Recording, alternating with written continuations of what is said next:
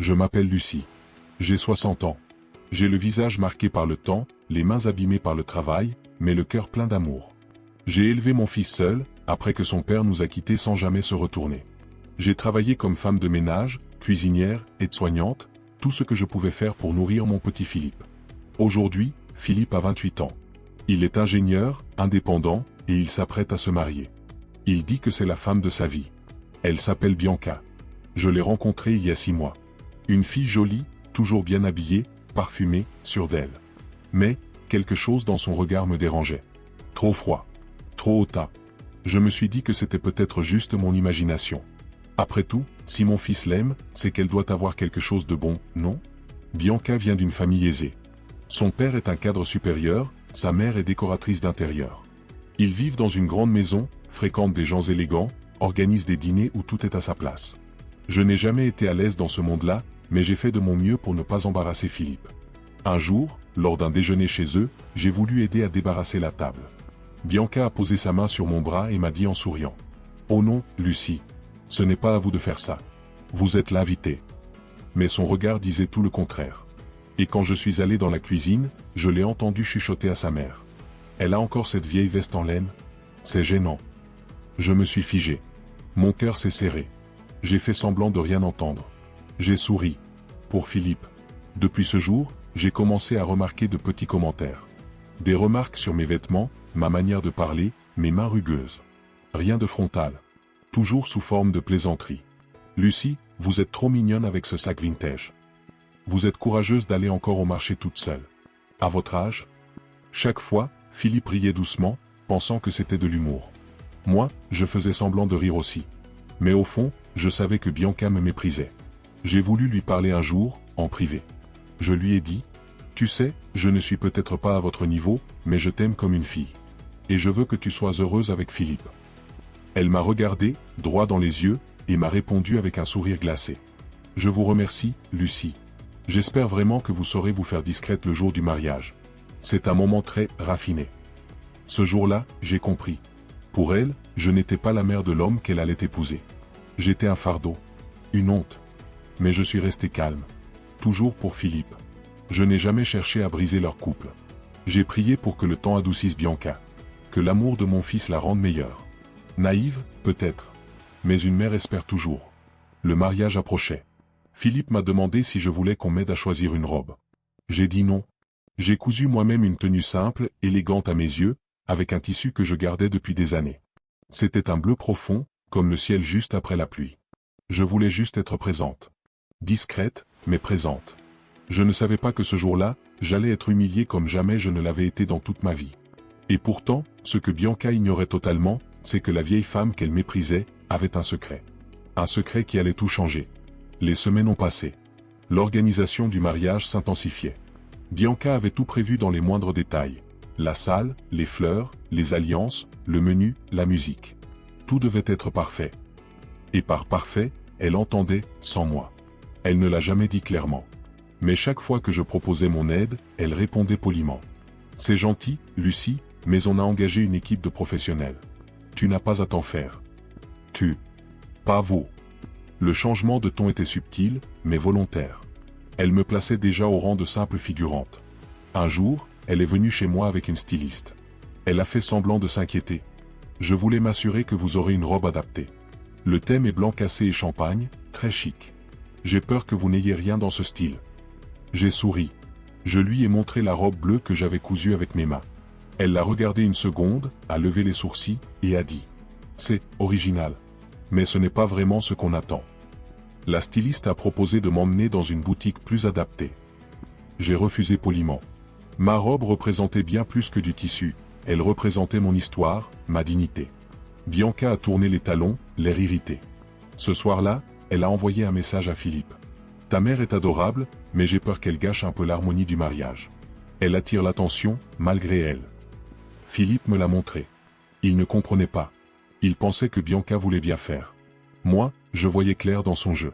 Le jour suivant, nous avons eu une répétition générale à l'église.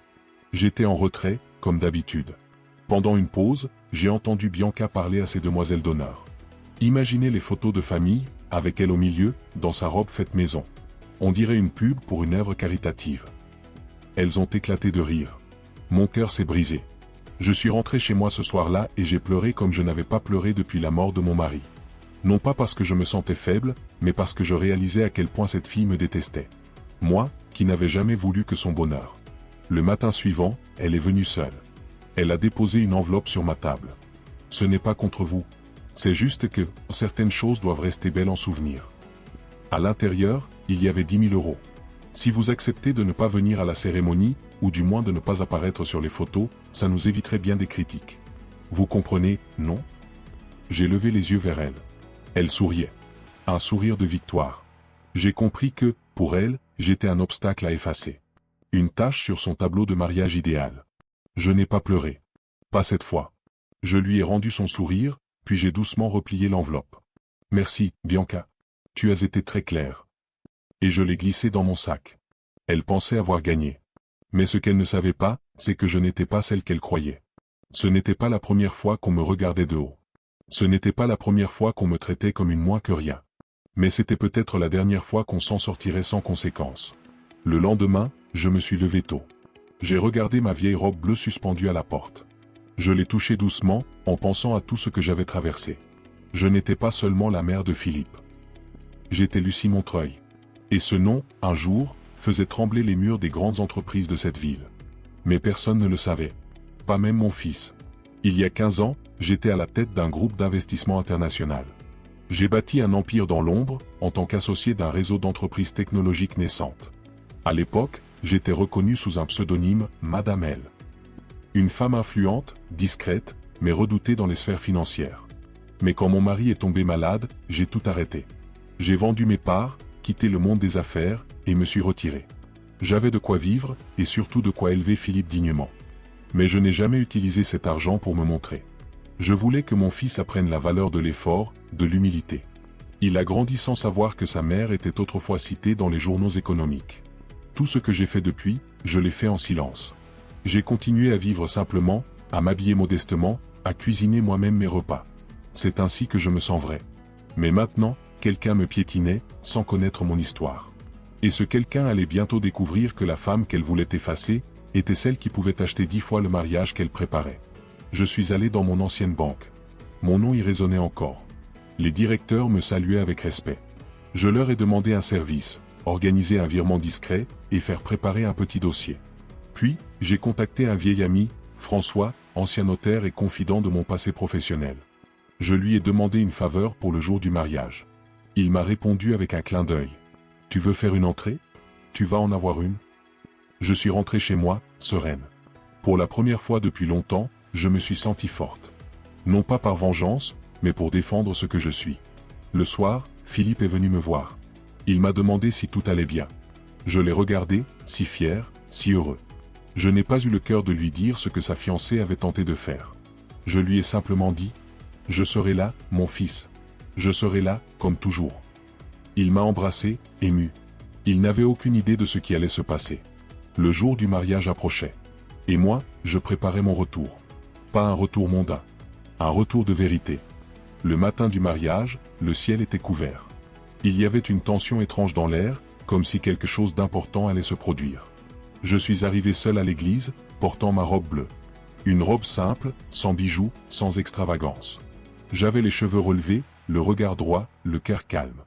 Lorsque je suis entré dans le vestibule, Bianca m'a vu immédiatement. Son visage s'est figé. Puis elle s'est approchée, souriante mais glaciale. « Je vois que vous avez décidé de venir quand même. » « Évidemment, ai-je répondu doucement. « Lucie, vous êtes bien sûre de vouloir être au milieu de tout ça? Il y aura beaucoup de caméras. Et de gens importants. » « J'en suis certaine. » Elle m'a regardé de haut en bas. Puis elle a haussé les épaules. « Comme vous voulez. Mais ne soyez pas trop visible. » Je n'ai pas répondu. Je me suis installé dans un banc discret, vers le fond. Les invités sont arrivés, élégants, brillants. Des hommes en costume, des femmes parfumées. Je les regardais sans envie. J'appartiens à un autre monde. La cérémonie a commencé. Philippe était magnifique, ému. Bianca avançait dans l'allée centrale comme une princesse. Elle rayonnait. Tous les regards étaient tournés vers elle. Puis vinrent les vœux. Les applaudissements. Les sourires. Et le vin d'honneur. C'est là que tout a basculé. Bianca, entourée de ses amis, buvait du champagne et posait pour les photographes. Je suis resté en retrait, observant. Puis, alors qu'un photographe s'approchait, elle s'est tournée vers lui et a dit en riant. « Évitez de prendre Lucie en photo, d'accord ? Elle casse un peu l'ambiance. » Plusieurs invités ont entendu. Certains ont ri nerveusement. D'autres ont baissé les yeux. Moi, je suis resté debout, le regard fixe. Philippe s'est approché. Il avait entendu aussi. « Bianca, qu'est-ce que tu viens de dire ?» Elle a souri, faussement innocente. « Rien, chérie. C'était juste une blague. Ta mère sait que je l'adore. » Mais Philippe n'a pas souri. Il m'a regardé. « Maman, tu veux qu'on parte ?» J'ai posé ma main sur son bras. « Non. Je reste. Pour toi. » Bianca a blêmi. Elle a compris, trop tard, que quelque chose lui échappait. Puis, un serveur est arrivé avec une petite enveloppe dorée. Il l'a remise à Bianca. Elle l'a ouverte, intriguée. À l'intérieur, il y avait une carte. « Tu aurais dû apprendre à connaître Lucie avant de la juger. Regarde bien. » Et là, un écran géant installé pour les vidéos du couple a commencé à diffuser autre chose. Ce n'étaient pas les souvenirs de Philippe et Bianca. C'était un court montage d'archives économiques, de journaux, de photos anciennes. Une voix off disait « Lucie Montreuil, femme d'affaires, stratège silencieuse de la croissance de plusieurs entreprises européennes, ancienne associée principale de Montreuil Capital. Un nom que peu connaissent, mais que les puissants n'oublient jamais. » Les images défilaient. Articles de presse, contrats, réunions, et, au centre de tout ça, à moi.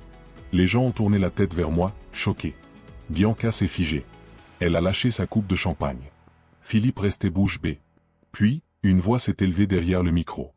C'était François, mon vieil ami notaire. « Mesdames et messieurs, vous venez de découvrir qui est véritablement Lucie. Une femme discrète, mais exceptionnelle. Et aujourd'hui, elle est ici, non pas pour impressionner, mais pour rappeler que l'élégance n'est pas dans l'apparence, mais dans le cœur. » Silence. Respect. Bianca, rouge de honte, ne savait plus où se mettre. Mais je n'avais encore rien dit. Je me suis avancé. J'ai pris le micro. Et j'ai dit, « Je suis venu aujourd'hui en tant que mère. Pas en tant que femme d'affaires. Pas pour être vue, mais parce que j'aime mon fils. Mais je dois dire une chose, le respect ne se monnaie pas. Il se gagne. » Puis je me suis tourné vers Bianca. « Tu m'as méprisé sans me connaître. Tu as essayé de m'effacer. Mais souviens-toi, on ne juge jamais une femme à ses habits, mais à ses combats. » Le silence régnait. Après mes mots, je suis retourné à ma place, sans éclat. Le micro a été reposé. Le DJ ne savait plus quoi faire. Les invités se regardaient, troublés. Et pourtant, dans ce moment de gêne suspendu, quelque chose avait changé. Bianca n'était plus au centre. Elle, qui avait tout orchestré pour briller, se retrouvait exposée. Nue d'arrogance, couverte de honte. Une vieille dame s'est approchée de moi. Elle m'a serré la main, émue. « Madame, c'était la plus belle chose que j'ai entendue dans un mariage. » D'autres ont suivi. Des hommes, des femmes, des jeunes. Tous venaient me saluer, certains même avec des larmes aux yeux. Philippe, lui, n'avait toujours pas bougé. Il fixait Bianca. « Dis-moi que tu n'as pas essayé de payer ma mère pour qu'elle ne vienne pas. » Elle a hésité. Puis elle a répondu, sèche. « Je voulais juste que tout soit harmonieux. Ta mère ne comprend pas les codes, Philippe. Regarde-la. » Il a blêmi. « Tu ne vois vraiment rien, n'est-ce pas? Ma mère est 10 fois plus élégante que quiconque ici. Et toi, tu es passé à côté de ce que l'élégance signifie vraiment. » Bianca a voulu répliquer, mais Philippe s'est éloigné. Il est venu vers moi. « Maman, je suis désolé. Je n'ai rien vu venir. » Je lui ai caressé la joue, comme quand il était petit. « Tu n'as rien à te reprocher, mon fils. Mais maintenant, il faut que tu regardes les gens, avec les yeux du cœur. » La suite de la cérémonie a continué, un peu différente. Le dîner a été plus discret. Les discours plus sincères. Bianca, elle, a passé la soirée assise. Ses amis avaient disparu. Les photographes ne lui demandaient plus rien. Puis, alors que le dessert arrivait, elle s'est levée. Elle est venue vers moi, seule. « Je suppose que vous êtes satisfaite maintenant. Vous m'avez humilié. » Je l'ai regardée, avec calme. « Je ne t'ai pas humilié, Bianca. Tu t'es dévoilée toi-même. » Elle a serré les poings. « Vous croyez être une sainte? Non. Je suis une mère. Une femme. Une personne que tu n'as jamais vraiment regardée. C'est tout. » Elle a quitté la salle sans dire un mot. Philippe m'a rejoint, tenant son verre. Il a respiré profondément. « Tu sais, je l'aimais. Mais ce soir, j'ai compris que l'amour ne suffit pas s'il n'y a pas de respect. » Je l'ai serré fort dans mes bras. Mon fils. Mon plus beau chef-d'œuvre. À la fin de la soirée, beaucoup de gens sont venus me parler, me poser des questions, me remercier. Mais je n'ai rien dit de plus. Je suis resté Lucie. Pas Madame L, pas l'investisseuse. Juste une femme qui a su rester droite, quand d'autres se courbaient sous le poids de leur vanité. Le lendemain, mon téléphone a explosé de messages. Des vidéos de mon discours avaient circulé sur les réseaux. Les gens étaient touchés, inspirés. Un média local a même titré. La mère du marié remet une leçon d'élégance et d'humilité, un mariage pas comme les autres. Mais je n'ai donné aucune interview. Je n'ai pas cherché la gloire. Parce que parfois, le silence vaut plus que 1000 mots. Et la vérité finit toujours par éclater. Quelques semaines ont passé depuis ce jour. Le tumulte est retombé. Le mariage n'a pas survécu. Philippe a pris le temps de réfléchir. Il m'a confié, avec douleur mais lucidité. Mieux vaut un cœur brisé qu'une vie entière aux côtés de quelqu'un qui ne sait pas aimer. Il a annulé la lune de miel, repris son travail, et commencé une thérapie pour mieux comprendre ce qu'il attendait vraiment de l'amour. Et moi, je suis retourné à ma vie simple. Je continue de marcher chaque matin jusqu'au marché. J'achète mes légumes. Je lis mes journaux. J'écris parfois dans mon vieux carnet, à l'encre bleue. Mais ce que je ressens en moi a changé. Ce jour-là, j'ai compris une chose essentielle. Parfois, il faut être humilié pour se rappeler de sa propre force. Je n'avais pas cherché la confrontation. Je n'avais pas planifié de m'imposer. Mais le mépris a réveillé en moi une vérité que j'avais cachée. Ma valeur n'a jamais dépendu de ma tenue, ni de mon âge, ni de mon rôle. Elle réside dans ce que je suis, dans ce que j'ai construit, dans la manière dont j'ai aimé.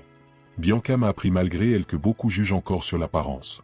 Mais elle m'a aussi offert, sans le vouloir, une scène où la dignité a pu briller plus fort que l'or. Et ce que j'ai vu ce jour-là dans les yeux des autres, m'a redonné foi. Foi en la justice du cœur. Foi en ceux qui savent encore reconnaître la vraie grandeur. Aujourd'hui, je ne vis pas dans un manoir. Je n'ai pas ressorti mes anciens tailleurs ni mes titres. Mais parfois, des jeunes femmes m'arrêtent dans la rue. Elles disent « C'est vous, Lucie, celle du mariage ?» Et quand je réponds oui, elles me prennent dans leurs bras. Elles me disent merci. Pas pour mon passé, mais pour leur avoir montré que la dignité est invincible. Mon message pour toi, qui m'écoute. Peut-être qu'un jour, tu seras jugé. Peut-être qu'on rira de toi, qu'on te rejettera, qu'on te regardera de haut. Mais souviens-toi de ceci. Tu n'as pas besoin de prouver ta valeur à ceux qui sont aveugles. Tu n'as pas besoin de t'abaisser pour qu'on te respecte. Et surtout, tu n'as jamais à t'excuser d'être vrai, simple ou silencieux, Parce que ceux qui brillent vraiment n'ont pas besoin de projecteurs. Ils illuminent, simplement, parce qu'ils sont.